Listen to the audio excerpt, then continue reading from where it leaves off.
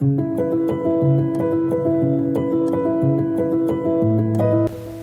everybody, this is Jose Saavedra here. I'm with Mr. Joe Pisano. This is after our episode of The Break Room. So we are going to talk a little bit more about Mr. Joe Pisano's art and just show you the stuff that he's made, because I feel like this needs to be captured on video because all of the stuff that he's done is amazing. As you can see, we already have our first piece here. So Mr. Joe Pisano, could you tell us the stories of this frame in particular, because I see it has, you know, green and pink and orange tape. Could you tell us what these can mean, what these signify? Sure. So you're actually looking at a canvas of the original being right behind you. It's made with about 4,300 drywall screws.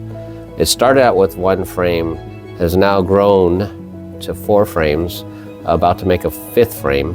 It went from 100 veteran signatures to now approaching 1,000. That's great. So the entire piece that I have on the wall with the 3 frames is very difficult to move around to different events. Yes. So I decided to make a canvas with a frame so that I can take this piece to different places and showcase it and collect veteran signatures. So on one of its debut, I took it up to the Long Beach Veterans Affairs Hospital and was able to get several veteran signatures, and it has gone all over San Diego collecting signatures. So one of the last venues I was showcasing the art piece and kind of wanted to highlight some of the names. So at the Bonita Sunnyside Firehouse, they had a feature film called The Pueblo. Now, the Pueblo was a ship that was captured by the North Koreans during the Vietnam time frame. There was 85, I believe, crew members that became prisoners of war. We did lose one of the crew members, and so the green stickers are actually the USS Pueblo crew members. Oh, wow. So all of these people who signed were part of that crew? Correct. Who got captured? Correct. That is amazing just to see that. Yeah, so it when I talk about the credibility of the artwork, it's my veterans that give me the credit, the credibility, right? Yes. So there's a pink one on here, and I will be elaborating more on him a little bit later. But the one in the orange, so that's Captain Williams. Captain Williams. Captain Williams is Navy, and he's a pilot. He served in World War II in Korea, and I believe Vietnam. But he was on a mission, and he shot down 5 birds. Oh my God. And this was about the time, this is North Korea, or the Korean War, and about that time NSA was developing, and they went to him and said, you cannot talk about what you did, period. It didn't happen. Years later, I think it's 50 plus years later, they declassed it, and turns out that he shot 5 MiGs down, Russian MiGs. Oh wow. So he was awarded the Navy Cross, which is the second highest medal. And this is it. This is the Navy Cross. The next one in line is the Medal of Honor medal, which he is still up for. So when he receives the Medal of Honor, and we're doing the crossing fingers, but then I'm going to invite him back to the studio. Instead of having just the Navy Cross, he'll put MOH for Medal of Honor. Medal of Honor, yes. Yeah. That is amazing. Yeah. Well, would you look at that? Yeah, so that's the orange one. So there's another kind of orange one. Here he is. So John Baca, so imagine the proverbial, what would you do if a hand grenade dropped right in front of you? Well, I mean, you would either throw it back, but I mean, if it's been cooked for a certain amount of time, you would need to run and drop down and put your feet facing it. Right. Yes. So this gentleman, John Baca, was in a group of 9 of his comrades, and one went out and came back ablazed. and a grenade dropped in the center of him. Oh. So he takes off his helmet, puts it on the grenade, and then jumps on his helmet and Oh. So it took months and months and months for him to get back. So he signed it as my first Medal of Honor recipient. Oh, look at that. Medal of Honor recipient. Yes. The highest. And that's Vietnam Vietnam era. War. Mm-hmm. Wow. Yeah. And he also signed on behalf of Captain Angela. She was the nurse that nursed him back to life, basically. So he is very supportive in the notion of mentioning the nurses that were part of the Vietnam conflict, because they were instrumental in getting our boys either home to, for recovery, or just, saving them out in the field. Yes. Now, last but not least, we have the pink tape. Yeah, and I will talk about him in a moment. That's a little special one that I'd like to reserve. But this one, again, is about ready for this 5th frame, and then we'll continue the signatures. That's great. Well, yeah, I mean, these are amazing stories. Yeah. And the fact that you were able to get these very important people, to me, is very cool. Yeah. Because look at all of these people. All of these signatures, all of these, little everything here. It represents a person, a human being. Yeah. That was a veteran who served in the Navy, in the Army, whatever branch. And it's amazing. And so it does represent something else as well. So you said it represents the individuals, right? Mm-hmm. It actually represents the families too. Because I can guarantee that any of these veterans that went off to war in combat, the family at home was anxiously awaiting them to return. Yep. Not knowing if they were going to return. So this is more than just the veterans that are on this. This is families. I have civilians that have signed it on behalf of their family member that was also in the military as well. That's great. Yeah. That's amazing. Well then, that's the end of this piece pretty much. So, In a manner of speaking, yes. yes. So, would you want to say anything else about these pieces before we move on to the next? No, we can move on to the next. The next one? Sure. Alrighty then. Let's do this. Switch them up. And we're back here for the second piece of the extras for the break room. So, Mr. Pisano, could you tell us what the name of this piece is and what it's all about? Okay. So this is called Forget Me Not. It's inspired by an 8-year-old boy. 8-year-old boy. 8-year-old boy. So just imagine, 8-year-old boy. The Japanese knocked on his door and told his family, which is him at 8 years old, his younger brother at 6, his aunt, his mom, and his grandmother, get provisions for 3 days. So they packed up food and clothes. The following day, the Japanese escort him to a place called Santo Tomas. Are you familiar with Santo Tomas? Ever heard of it? I've heard of it, but I do not know entirely what it's about. Okay, so it was a university that was built in 1611 in the Philippines. And the Japanese turned it into an internment camp. Are you familiar with what a internment camp is? No. Is it? I didn't know what it was either. So what it turns out is an internment camp is a place where they put POWs, prisoners of war. So this young boy at 8 years old, his brother at 6, became a prisoner of war. Now, the family thought maybe they would stay for a few months, right? That's reasonable, 3 months.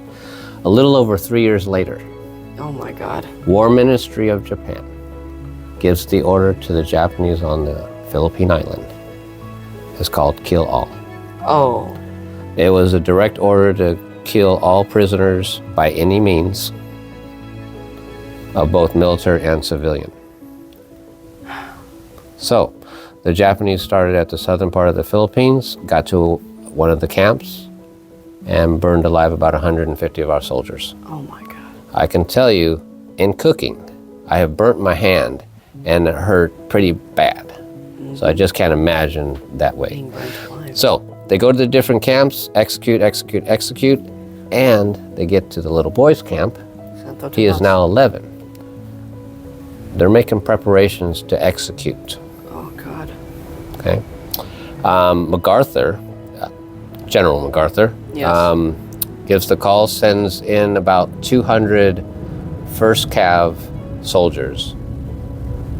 And so the battle ensues, firefight, and then at one point, the Japanese let some of the POWs go, but imagine the university, right? This studio being the university. On the 3rd year, the Japanese actually took it over as their headquarters. Oh. So the Japanese were inside the building, Yeah. shooting out. The 1st Cav was outside, Shooting. firing in. But what the 1st Cav didn't realize, and how old are you? I'm 13 years old. Okay. Imagine ducking underneath a table or chair, trying not to get shot. Oh, my God. Okay, so there are still little boys in the classroom, and they were being used as shields. Oh, God. Okay, No. so 1st Cav finds out, oh my goodness, there's hostages inside the building, so they ceased fire, was doing a negotiation. So this whole evolution was about a 36-hour ordeal. Yes. And so the Japanese said, hey, if you let us go back to our line, we'll give you back your POWs. So,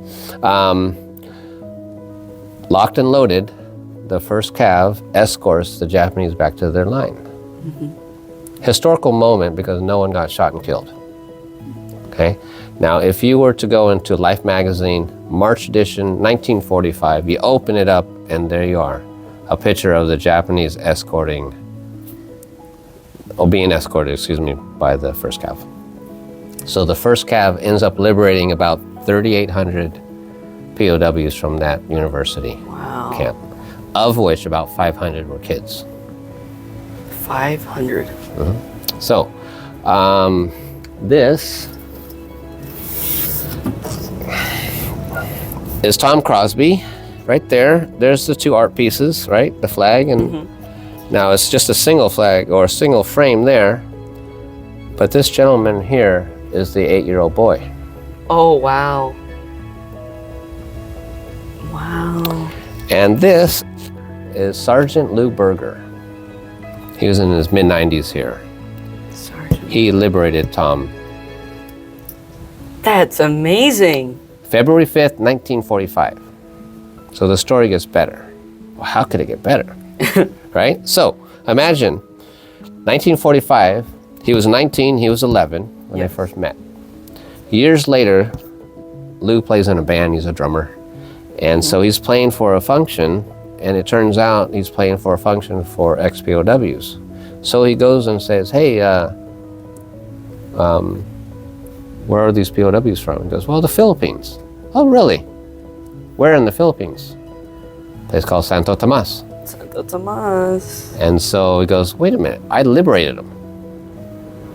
So Lou walks over to his table and reunites and says, I liberated you. And they remained inseparable until we lost them February 5th. Oh.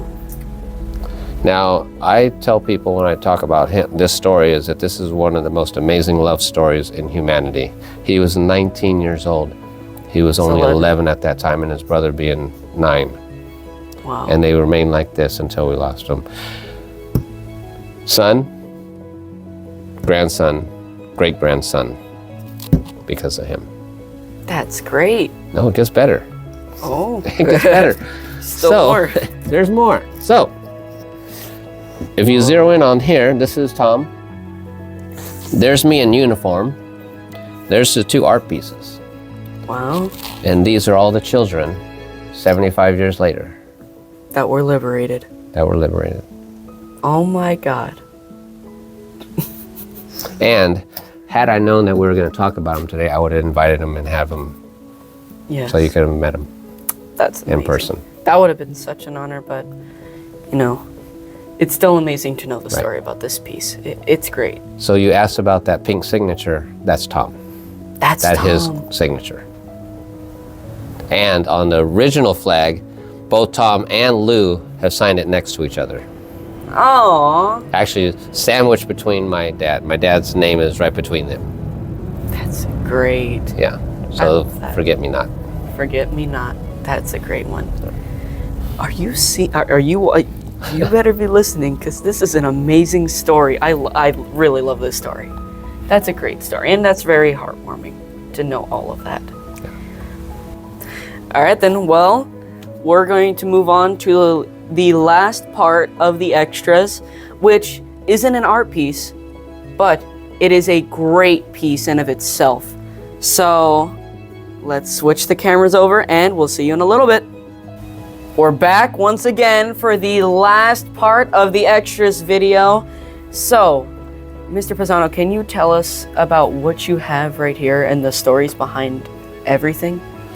Because it's very interesting. Look at this right here.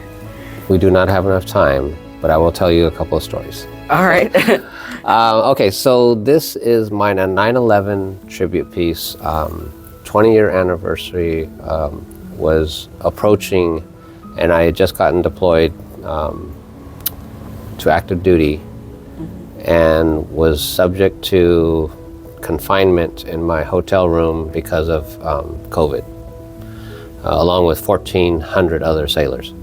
So I started an artwork, and in doing so, I created, it's called Divinity Among Heroes, which is a 12-foot memorial piece for our first responders, firemen, police officers, and EMTs, along with all the other victims that were part of the historic moment. Yes. So the towers itself are 10 feet, over 30,000 drywall screws. Over 30,000. The entire art piece is 12 feet. Now the flag was taken from the image of the flag draped over the Pentagon. So after the Pentagon was attacked and they started doing the recovery, they draped the flag over it, and so that was the image. And it's made with 2,978 one-inch wooden blocks. Wow. One-inch wooden blocks, wrote the names of everyone we lost on 9/11. About 400 individuals helped me create this. I credit the art piece with saving lives.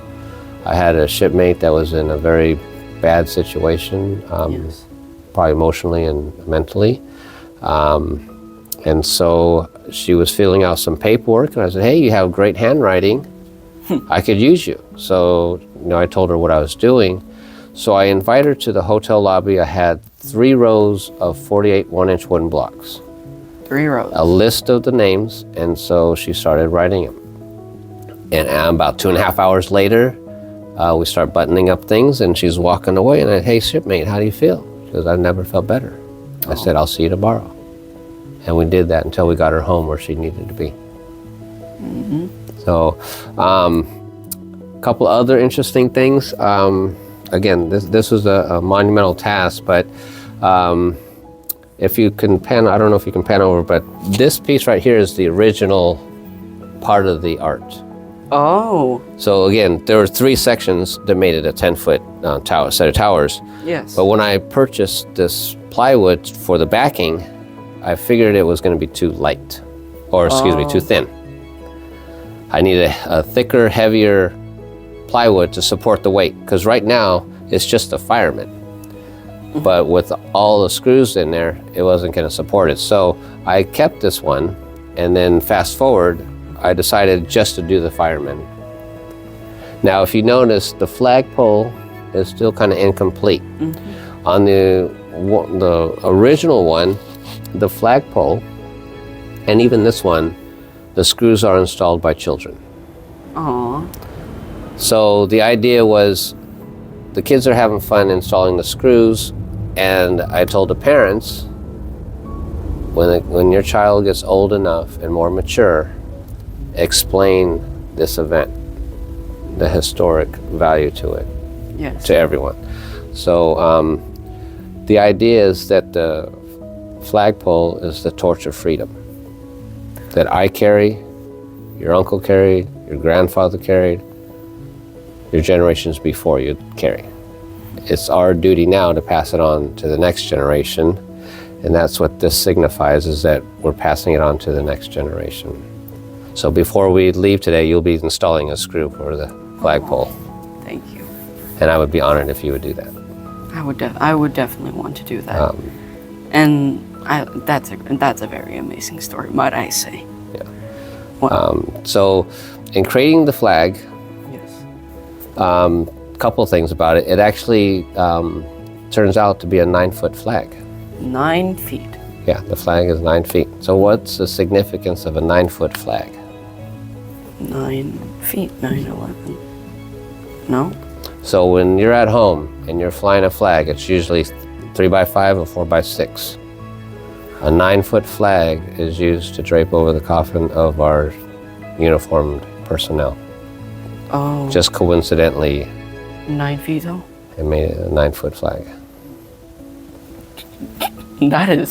That's insane. Yeah. I can't make this stuff up. And I didn't even calculate it. And completely coincidental. Completely. That's amazing. Yeah. And that was with those 2,978 1-inch wooden blocks. There is one row that's left blank for anyone that we lose now. We can write their name in. And there's going to be hundreds of them, but there's more symbolic. So I have reserved it for certain individuals to be identified. Now, again, 2,978 names, a list of all of them. I put it out in the universe for people to sponsor, and sponsor was pick a name and remember.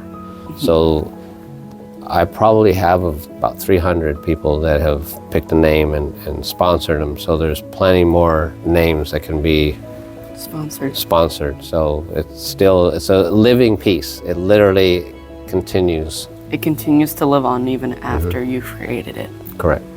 Yeah. That is amazing. And people can still be a part of it. Now, one thing I'm like really, oh my goodness about is how coincidentally, because the 2,978 wooden blocks represent each victim of 9/11. Correct. What are the odds of all of those victims in 1-inch wooden blocks creating a 9-foot flag that represents the flag being draped over uniformed personnel? How coincidental is that? So that's something that's like, oh my goodness. Divine intervention is what I would have to call it. Yeah. So a couple other things that kind of bring to my attention. Obviously the sacred soil or ash from ground zero.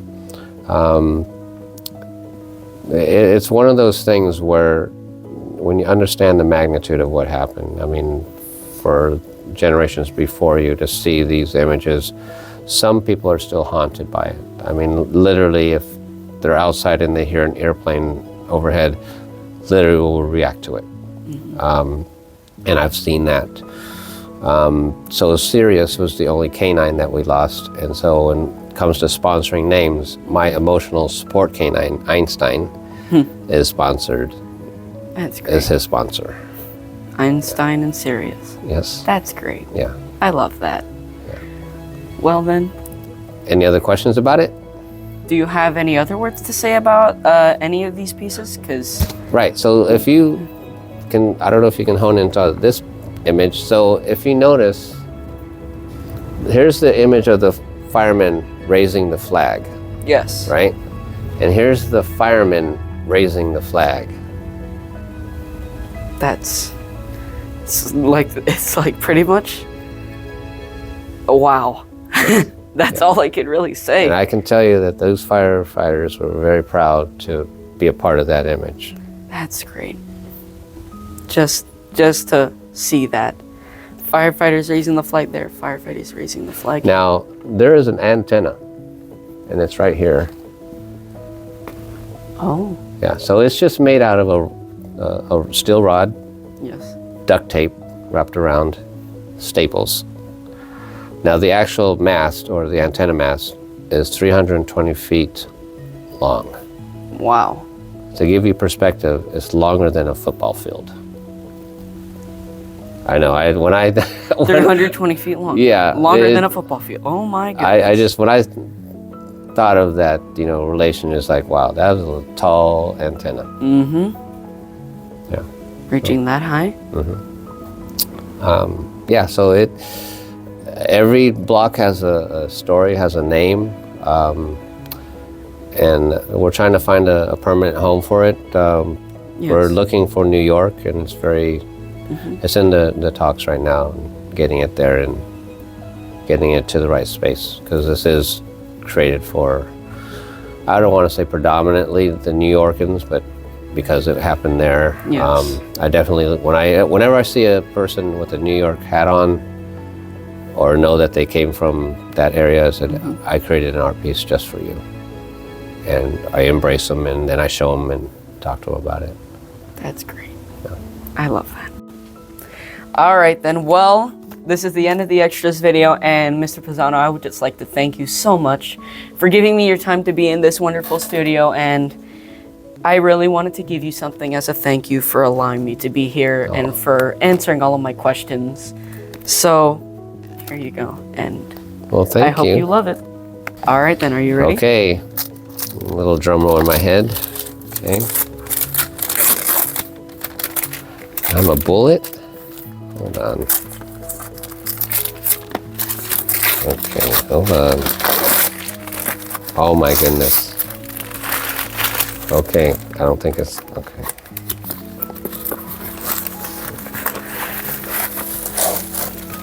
Oh wow, look at this. Oh my goodness. It's a bullet thermos. Yeah, no, hold on. I'm gonna just rip this up. Oh, it's okay. Okay. Wow, look at that. Look at that. Oh my goodness. Wow. On the back, it has a little nutrition label. Veteran nutrition facts, right? Love of USA, 1,000%. Fear, 0. Heroic, 500%. Devotion, 100%. Loyalty, 300%. Discipline, 110%. Not a significant source of failure. Percent daily values are based on your unique diet. Wow. And I'm only going to say one thing. The fear says 0%. It's 100%. Part of that fear is that we might lose what we have if generations like you don't keep it. That's the true fear. And heroics. Here's a hero, right? Your mom's a hero, your dad's a hero.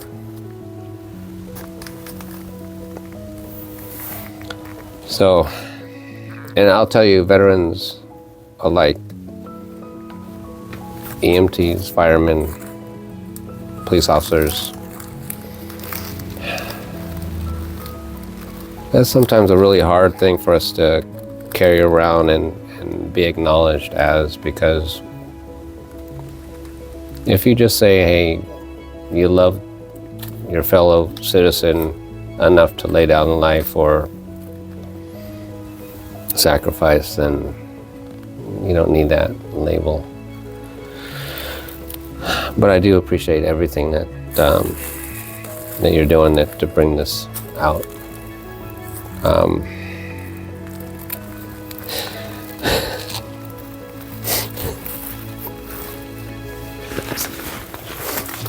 Thank you. No problem.